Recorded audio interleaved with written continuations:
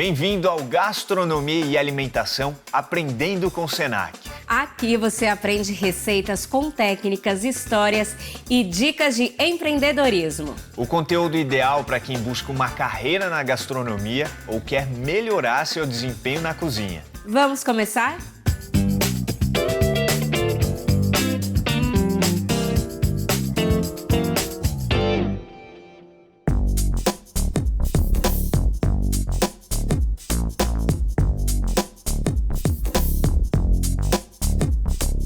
Areta, você não sabe quem vai me visitar hoje. Quem? A minha avó.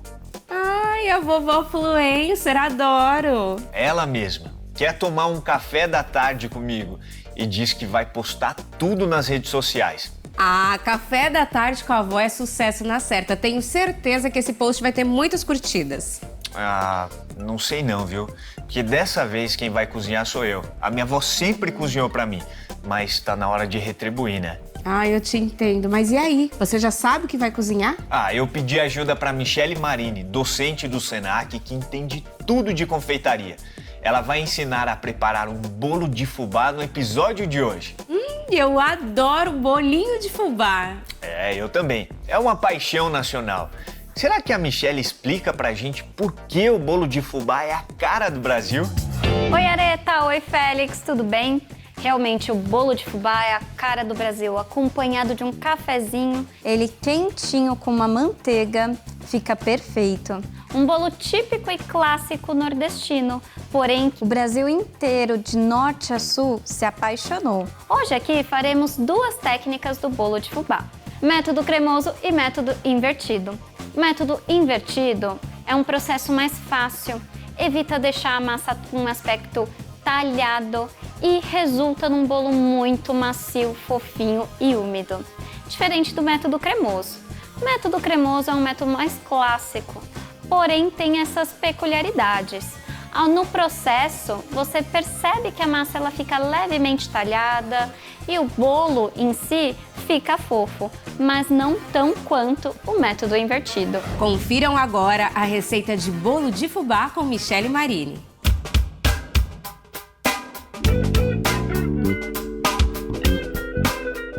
Para o nosso método invertido, vamos iniciar levando para a batedeira todos os ingredientes secos. O fato de iniciar com todos os elementos secos é homogeneizar e evitar os grumos no final do nosso preparo. Nosso fubá, lembrando que aqui é um fubá mimoso, mas poderia tranquilamente substituir 100% pelo flocão de milho, açúcar refinado. Poderia substituir também 100% pelo açúcar cristal. O açúcar cristal nas massas amanteigadas, né? Ela traz uma característica peculiar de deixar o bolo mais fofo. E, por último, fermento químico em pó. Aquele clássico fermento para bolo. Agora nós vamos misturar, importantíssimo, velocidade 1. Para não correr o risco de soltar e voar todos esses farináceos. Olha só, Félix, tem que fazer com cuidado, porque senão você vai fazer a maior sujeira na cozinha antes da sua avó chegar, hein? É, minha cara.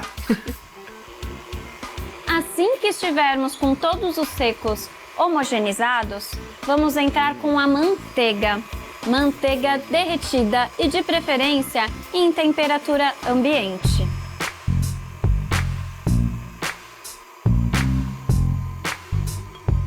A manteiga derretida vai impermeabilizar todos os grãos dessa farinha de trigo, evitando o desenvolvimento do glúten. O desenvolvimento do glúten deixa uma massa mais seca, pesada, aquela casca do bolo, inclusive, extremamente densa. Importante parar no meio do processo e só dar uma misturadinha, pegando bem o fundo do bowl, porque normalmente fica um pouquinho de farinha residual. Ah, olha só essa dica que legal, Areta. Tem que parar a batedeira e tirar a farinha que tá grudada no fundo. Não perder nada. Exato. Para finalizar nossa massa, vamos homogeneizar na mão os ovos e o leite. Poderia ser feito também este processo na batedeira, mas é interessante para você sentir a textura realmente perfeita da massa.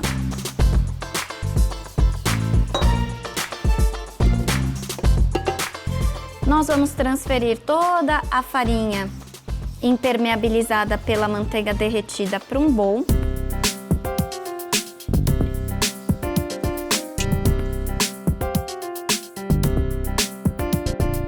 Agora nós vamos entrar com os ovos. Um fouet é o melhor amigo de todo confeiteiro. Fouet é esse equipamento típico e clássico da confeitaria, onde cada gancho representa uma colher, ou seja, isso facilita muito para homogeneizar todos os ingredientes da nossa receita. Essa massa tá ficando bonita, hein? Olha, já dá vontade assim de provar. Essa farinha úmida tá bonita. E agora, por último, com o leite de coco. Leite de preferência sempre integral, para preservar bem a gordura e dar uma suculência maravilhosa para o nosso bolo. E o leite de coco para dar esse sabor característico do coco no nosso bolo de fubá. Poderia substituir 100% do leite de coco pelo leite integral também, tá? Não tem problema nenhum. A questão principal aqui é só dar o sabor residual do coco. Ah, mas eu acho que tem que manter o leite de coco. Você acha que é boa substituir pelo integral? Não, acho que é bom saber que dá pra substituir, mas eu também manteria o leite de coco. E por último, o leite de coco.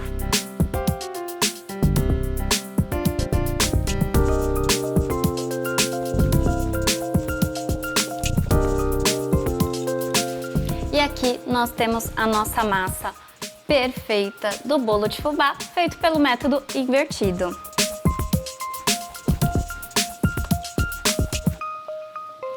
Nós vamos reservar a massa e pegar a nossa forma e o desmoldante. Essa nossa forma, ela é extremamente detalhada e trabalhada. O nome dela é uma forma desenhada. Para esse tipo de forma, é muito importante utilizar uma gordura líquida para poder entrar em todos os cantinhos e não correr o risco do bolo grudar na forma.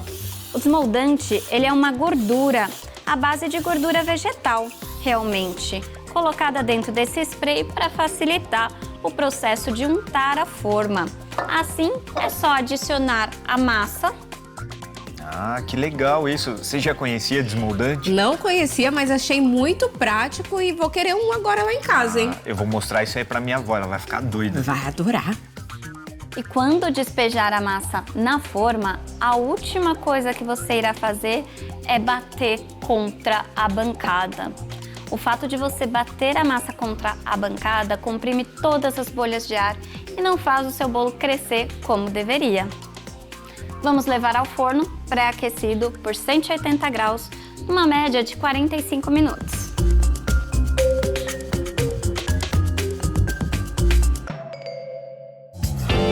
Michele, nós estamos adorando essa receita. Com certeza. Mas você pode me explicar uma coisa? Por que a manteiga da massa precisa ser sem sal? A quantidade de sódio que contém nas manteigas domésticas que você encontra no mercado com facilidade é algo superior realmente do que só aquela pitada que nós adicionamos junto com a farinha de trigo para realçar o doçor da nossa massa. E por que precisa pesar os ovos nessa receita? Confeitaria é sinônimo de precisão. Realmente é muito importante pesar os ovos. Um ovo pesa em média 50 gramas, mas nem sempre vem a mesma quantidade. Então por isso que é muito importante pesar um a um para garantir o balanceamento perfeito da receita. Michele, o que quer dizer fubá mimoso? O fubá mimoso é o processo de refinamento dele, por isso que ele tem esses grãos bem pequenininhos, similar a um açúcar refinado. Essa receita de bolo de fubá já deixa qualquer casa mais aconchegante, não é verdade? Tem tudo para ficar maravilhosa. Você deve estar cheio de curiosidade para ver essa maravilha pronta, né? No próximo bloco, a gente mostra.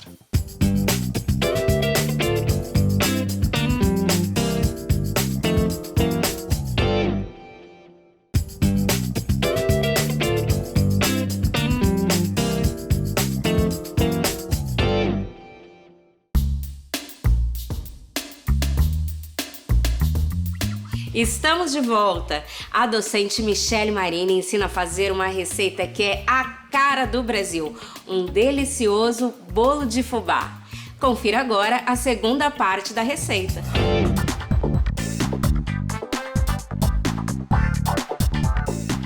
Agora vamos fazer o método cremoso. Para o método cremoso, iniciamos com a manteiga cortada em cubos dentro da batedeira e adicionamos o açúcar refinado. Manteiga e açúcar na batedeira e agora nós vamos bater até obter um creme cremoso.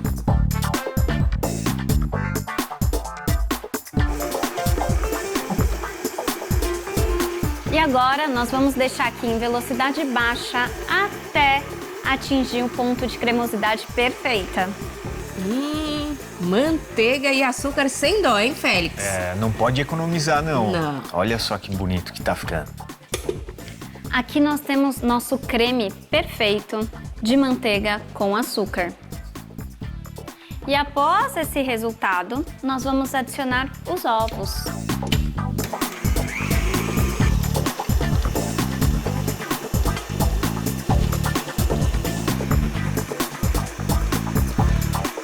Muito importante parar no meio do processo e passar a espátula nas laterais do bowl para retirar qualquer manteiga que fica nas laterais ou no fundo grudada.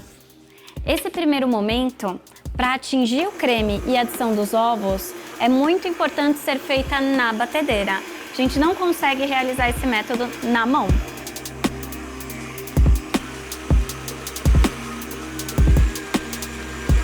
É muito importante homogeneizar da forma correta os ovos com o creme inicial de manteiga e açúcar.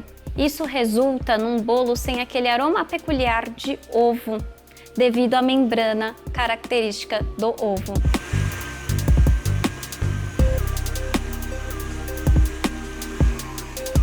Homogeneizou, diminui a velocidade da batedeira e nós vamos entrar com o leite e o leite de coco.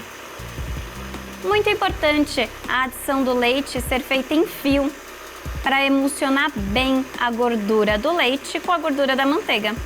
Areta, olha aí, mais uma dica valiosa. Eu ia ser o primeiro a jogar o leite tudo de uma vez e dar tudo errado na minha receita. Não, sempre na cozinha a gente tem que ir com bastante cuidado. Aos pouquinhos.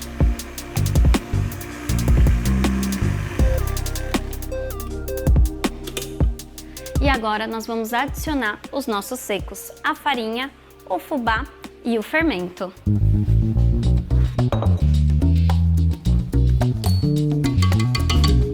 Em comparação com o método anterior, você percebe que sempre a textura, devido ao excesso de gordura, fica com essa característica de talhado. Mas isso não é algo negativo para a receita. Nós vamos homogeneizar com a farinha de trigo e ter o resultado perfeito. Félix, presta atenção, não fica preocupado. Se parecer que tá talhado, tá tudo certo. Tudo certo, é só mexer bem, né? Neste caso, como a farinha vai entrar por último, nós vamos peneirar a farinha de trigo. Em comparação com o primeiro processo, o método invertido, nós impermeabilizamos a farinha com a manteiga. Neste caso, como ela é o último item, é necessário peneirar para homogeneizar mais fácil a nossa farinha. Olha só, a primeira técnica ela não usou a peneira, a segunda ela tá peneirando. Dá um pouquinho mais de trabalho, mas o resultado vale muito a pena. E lembra um pouquinho a minha infância, sabia? Eu ajudava minha mãe nessa hora de peneirar. Que legal! E agora entrar com o fubá. O fubá também nós vamos peneirar. O fubá também é importantíssimo peneirar para evitar os grumos e, consequentemente, ter a necessidade de continuar mexendo essa massa, desenvolvendo glúten na massa.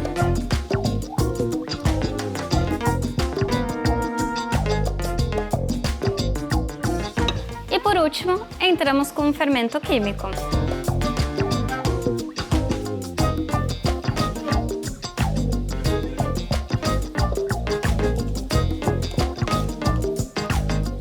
Agora sim, eu tenho a nossa massa do bolo de fubá feita pelo método cremoso, perfeita.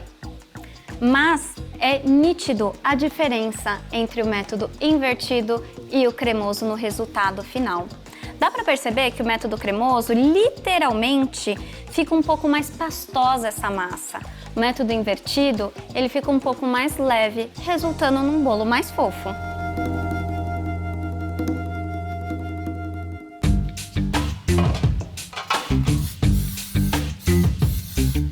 Prioriza sempre pelo fundo, evita passar o desmoldante muito nas laterais dessa forma lisa, já que é uma forma que não é toda trabalhada e desenhada.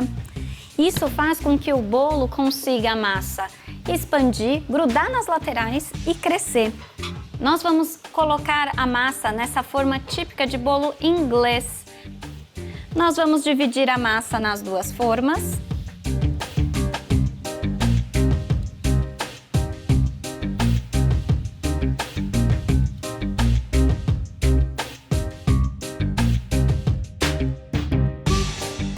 Nossa massa, como tem manteiga, ao levar para o forno, você vai perceber que essa manteiga vai derreter e ficar retinho o nosso bolo. Então não tem a necessidade de passar uma espátula para alisar essa nossa massa. Para ter diferença entre um e o outro, eu vou misturar canela e açúcar, 3 partes de açúcar para 1 parte de canela e pulverizar em cima antes de levar ao forno. Esse açúcar vai derreter, caramelizar e criar uma casquinha característica com o sabor bem presente da canela. Olha aí que toque especial essa canela com açúcar. Eu não esperava, hein? Me surpreendeu e com certeza vai fazer toda a diferença no resultado final. Com certeza. Agora eu fiquei curioso para provar essa versão aí também, hein? E o outro nós vamos levar para o forno sem nada para depois passar a calda de goiabada. Vamos agora para a nossa calda de goiabada.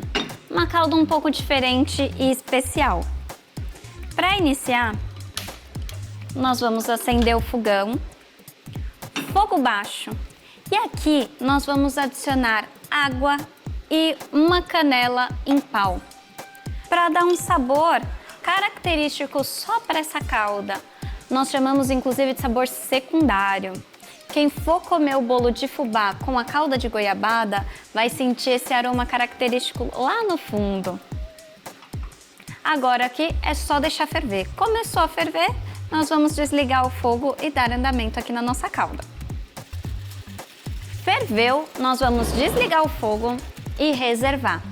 Nós vamos utilizar goiabada cremosa, pastosa para fazer a nossa calda. Poderia ser a goiabada cascão também, porém você precisa diluir. Nesse momento é só adicionar a água aromatizada sobre a goiabada cremosa e homogeneizar. Ah, olha isso que legal, Areta. A goiabada, quando ela tá mais consistente, é só colocar um pouco de água quente, mexendo. Olha a cremosidade que fica. Foi água saborizada. Nossa senhora, não é qualquer tá muito água. bonito. Nossa. A canela, ela vai ficar dentro da panela. Nós não vamos utilizar. Vamos usar só esse sabor peculiar dela na água.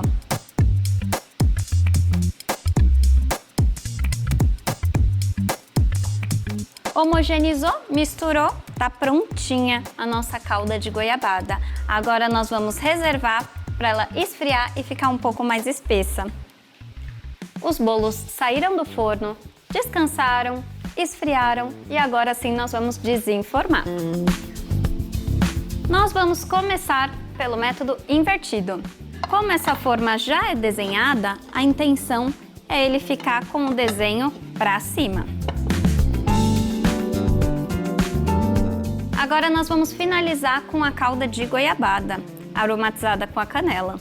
Olha a perfeição desse bolo. Tá lindo demais. Olha o desenho, que bonito que ficou. Adorei essa forma, viu?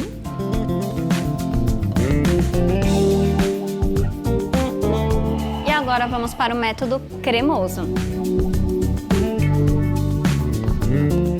Nós temos o com canela e o sem canela. É importante passar uma espátula de leve nas laterais.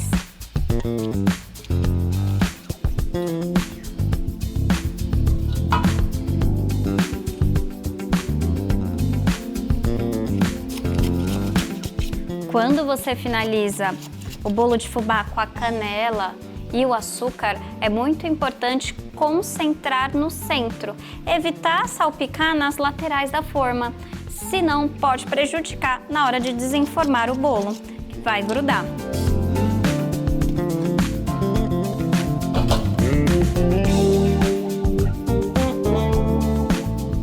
E nós vamos finalizar um dos bolos feito pelo método cremoso com a goiabada. Nossa calda de goiabada aromatizada com canela. Nossa, mas tá bonito demais, hein? E aí, Félix, já tem seu preferido? Já sabe qual que você vai fazer também? Areta, você sabe, meu preferido é esse com essa cobertura deliciosa de goiabada.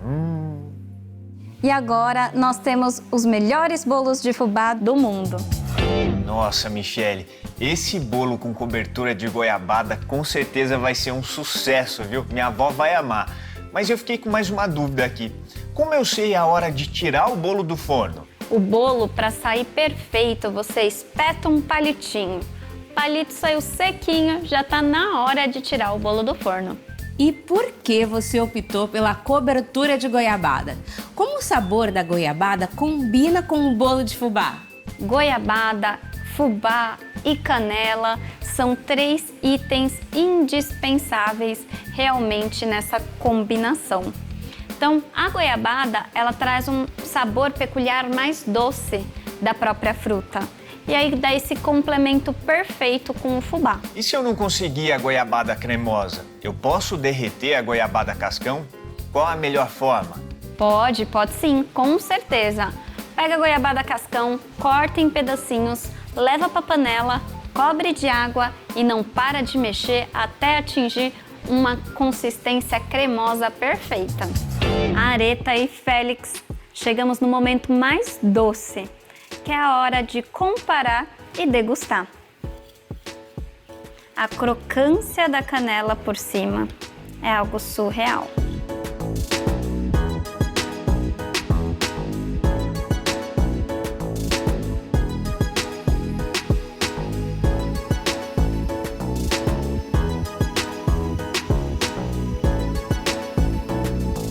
E aqui nós temos as duas fatias, método cremoso, método invertido.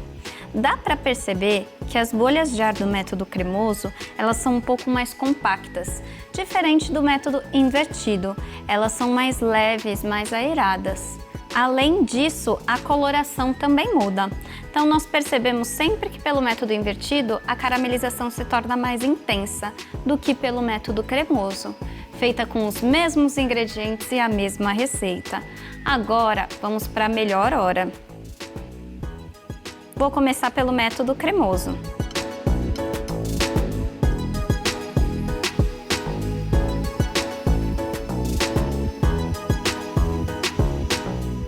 Perfeito! Úmido na medida certa e a canela traz esse sabor complementar, dando só o toque final. E agora vamos com o de goiabada.